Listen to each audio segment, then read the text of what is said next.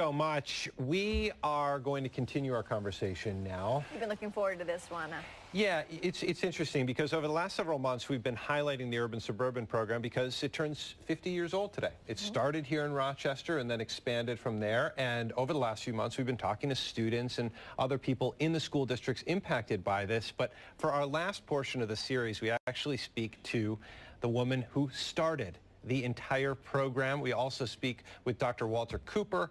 He is an activist in our area, and he's always believed and pushed for equality in education. So we're going to pick up where we left off with Dr. Cooper talking about some of the history leading up to the beginning of the Urban Suburban program.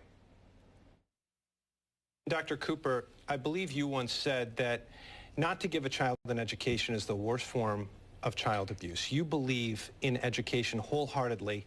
What do you think about the Urban Suburban program 50 years later? That led to people coming forth with all kinds of designs for getting rid of de facto school segregation. And I think within the school district itself, there emerged lots of programs, which Dr. Young is probably familiar with, World of Inquiry, Project Unique, and others. But and we must remember that there was quite a bit of fervor in the community because in July of '64 you had the riots, and then nationally, of course, you had activity that led to the Elementary Secondary Education Act because the Congress itself and certainly the civil rights leadership had recognized that the subsequent enforcement of the May 17th, 1954 decision, Brown versus the Board of Education, had not really been implemented because you had the Little Rock Central High School situation in 1959. So Congress itself wanted to accelerate the integration, and school districts were told that Elementary Secondary Education Act money was available to them if they had concrete plans to integrate their schools. And also in the community, you had people like Jerry Balter, Dr. William E. Lee, and Cynthia Hart, who was a nurse in Brighton, out of Brighton, were interested in how do we implement integration in the school districts. So that led to discussions with members of the Rochester School District like Norman Gross and others, and this committee that got together and talked to board members of some of the surrounding districts, and eventually you had Urban Suburban formed out of it. How interesting. And Dr. Young, you likely heard some of the criticism that we've heard throughout the community of the program, particularly from some districts that did not want the program to come in. How do you respond to that? You probably saw the same news that we did.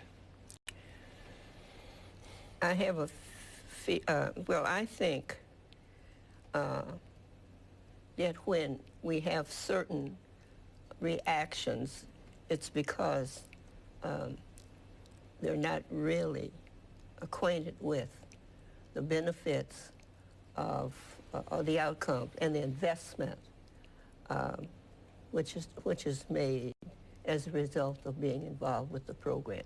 The investment not only to the students, but to the parents, to the communities. And over the period of years, we've had several systems, several districts agreeing to come in, and we hear the feedback of all the benefits. And I think at this time, more and more districts are beginning to realize that there are such great benefits to the program and to the participants that they're willing to come in. Do you agree, Dr. Cooper? Oh, yes. I think that it is obvious that we prepare young people to participate in a global economy. And if you don't understand each other here in the United States, I think it becomes a serious barrier to your participation with people all over the world. And I think it's beneficial not only for the black students, but also especially beneficial for the white students. Young people finishing college these days are part of an international economy, whether they like it or not. And that's the trend, which has been in place for probably close to 35 to 40 years. And so I think getting to know people who may be different in color or national origin is beneficial to all Americans. I was fortunate. I grew up in a community was heavily immigrant coming to Western Pennsylvania, the Pittsburgh area, from post-World War I. And so I went to school with probably the world's population in terms of children of immigrants who came to the Pittsburgh area to work in the coal mines and steel mills. Mm-hmm. So I never had any myths or about race and about people.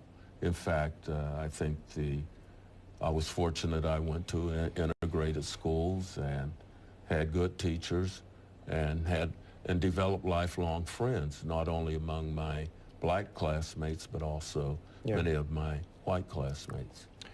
Well, thank you both so much. I can say outside of the Urban Suburban program, we thank you, so many of us thank you for promoting that diversity of both race and ideas, and it has been a pleasure and honor to speak with you today. Thank you. Thank you. This series, Adam, you were behind the effort to set all of those things up. Interesting, from all the different angles. Cool stuff. Yeah, I had a lot of help from the folks over at BOCES and, of course, our executive producer, Mike DiGiorgio. And then we're going to have the dinner in just a couple of weeks. So no matter what you think of the program itself, the kids should be lauded for their effort because they do have to put in extra work just getting to school and whatnot. So anyway, there you go. All right, speaking of school, what should we